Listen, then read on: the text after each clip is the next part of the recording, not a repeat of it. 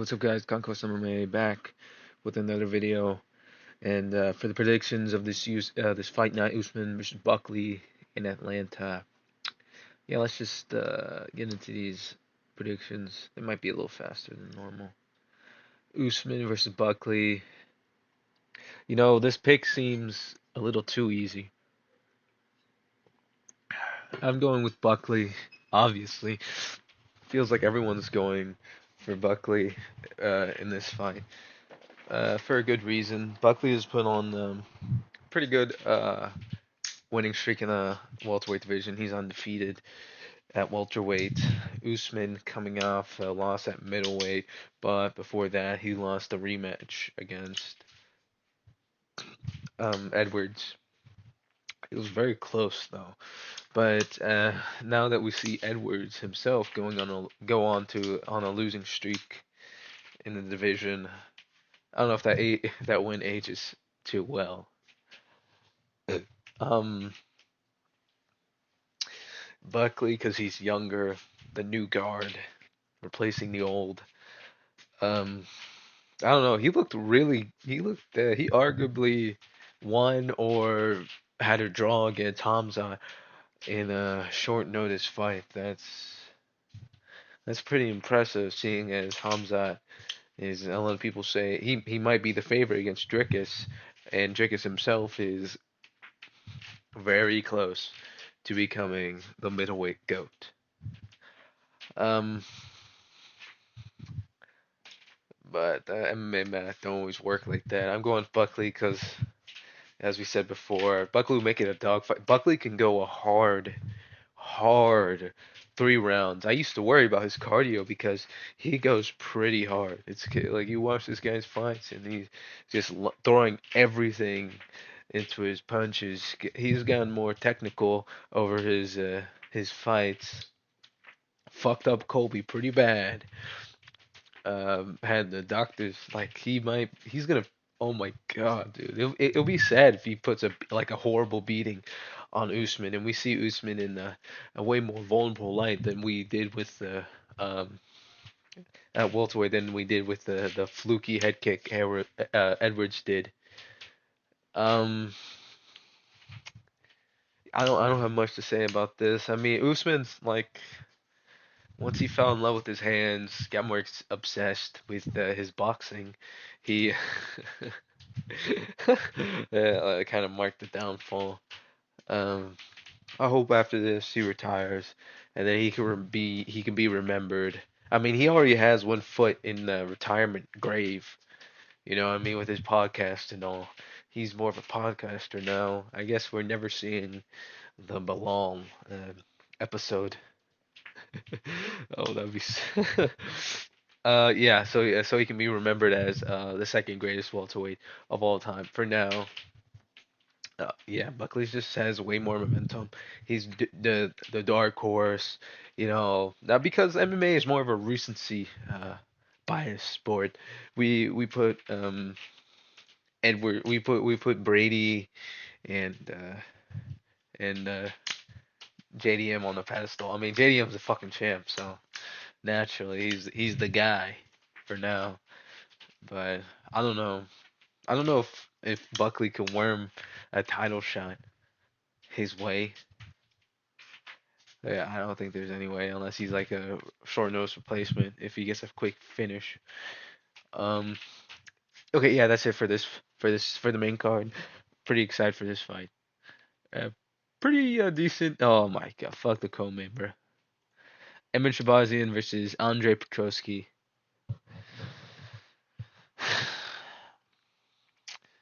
Edmund Shabazian, the youngest veteran I know.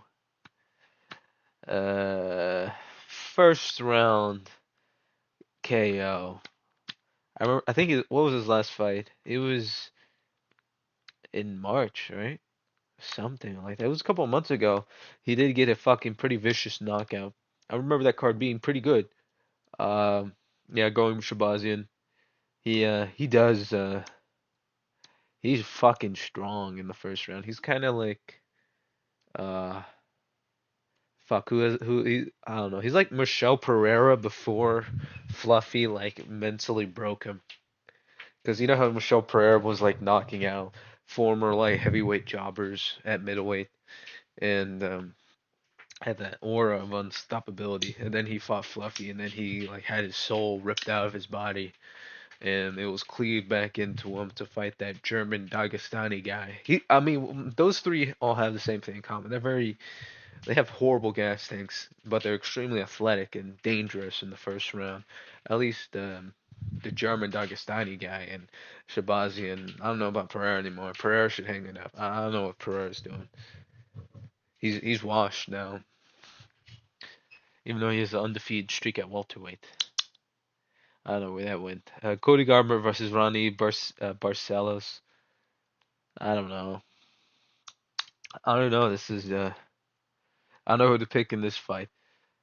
Now I could pick Cody Garbrandt and put on my rose tinted my rose tinted glasses, and represents the day where he quote unquote became the best bantamweight in the world, aka just emoting and having a competitive fight against Dominic Cruz. That fight was more competitive than people give it credit for. They only give it to Garbrandt because emoting is probably one of the best bases for MMA. It can win you fights. That's what Waldo Cortez Acosta did in his last fight. He emoted a little bit and he won an arguable robbery. I thought he lost. To be honest, I picked him and I thought he lost. It was a robbery. They did Spivak dirty, the polar bear. Um, Garbrandt has a slight high advantage. That might be negligible. That might mean nothing. But, Garbrandt has a 5'5" reach. Barcelos is not really a grappler. I mean, he showed against fucking, I don't know. Garbrandt got out grappled by one of the best grapplers in bantamweight. Figueredo, I don't know if he's one of the best, but he's pretty damn good. And Figgy, I think that's pretty normal. I mean, Figgy's really good. We know how good Garbrandt's wrestling is, and Barcielo's is the favorite because he beats a prospect who was given fights against strikers most of the time. I know Simon is likes to mix it up sometimes, but for the most part, he likes to keep it on the feet. He beat a prospect, fraud checked him. I don't know. I'll put on my rose tinted sunglasses. I'll put fucking Garbrandt, uh, Mansoor Abdul-Malik, fucking okay, loaded.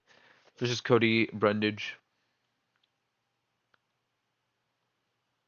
Listen, I know I picked Cody Brundage in his last fight, and Cody Brundage got dropped against I don't even know his fucking name. He kind of looks like uh Petroski, but he had like green shorts, so he's probably like I think he was like a Hispanic guy. I know he wasn't. I don't know. I'm doing Abdul Malik. I don't think there's I don't think there's any reason to pick Brundage. Uh, I mean, if you do like extensive research, maybe you can find a path to victory for him. But I don't really give a fuck about this fight. There is a lot of middleweight fights, and middleweight is probably my favorite division. I used to be a welterweight hater, but now since it's so stacked, I like it now. Um, Mes- okay. Menifield had the worst performance against a regional level, or this guy like Johnny Walker, Juicebox, came off the regional scene on short notice to fight a top 15 ranked opponent. I do remember not liking that fight. I was impressed with Walker, but if you were to give him a full training camp, he probably could have squeaked out as UD. But yeah, he had the most disgraceful performance of a guy who's ranked top 15 in the UFC, fighting a guy coming off a regional, what, like 6 fight winning streak, undefeated. Only like what, a couple years into the sport, maybe like 5 or less. Young and green, has never fought on the big stage, and he had a fucking war with him. It was kind of entertaining, but I had the nagging voice in my head saying, "Wow, this is actually pretty pathetic." I was like, "What the fuck is this? Walker might actually beat Menifield." But then Menifield gassed out and he became like a zombie. So I'm going with Amor's side. I remember this guy. He fought the Korean guy, I think. I think Omar Sy fought the Korean guy. Was that another light heavyweight? Whatever. I'm sorry, Menifield. You suck. Paul Craig versus Rodolfo Bellato. Um, Unironically, one like Kyle Brajo's second best win is Paul Craig, or is it like the third? I mean, Paul Craig on paper, you could say, oh, he beat Big Ank. He beat the current champ, and he beat Jamal Hill. He's beaten two light heavyweight champs. And you could say that, but those were like, I don't know. It's kind of hard to fluke a submission, but if someone were to do it, it's Paul Craig. Paul Craig fluked this, fluked the submissions, two submissions, broke Jamal Hill's arm. That would not happen again in the rematch, or if you were to run that shit back. Right, a totally different outcome would have happened. And then tapped out Big Ank when he was losing convincingly while 10 seconds were left on the clock. Or was it? It was like a couple seconds left on the clock. Mulatto. It would be pretty embarrassing for um fuck, dude. The fucking fighting middleweight fighting nerd that no one really has fighting height. I said his name. How the fuck did I forget it? Whatever. Whatever. I'm dumb. Michael Chiesa versus Court McGee. 37-year-old versus 40-year-old. Yeah. I guess Chiesa. He has what, a 2 fight winning streak against Ferguson and Max Griffith. Max Griffith is a decent welterweight, unranked welterweight. He's decent. Malcolm Wallmaker versus Chris Montino. There's a lot of top ranked fighters who whose past wins are fighting on this card, like O'Malley. Um,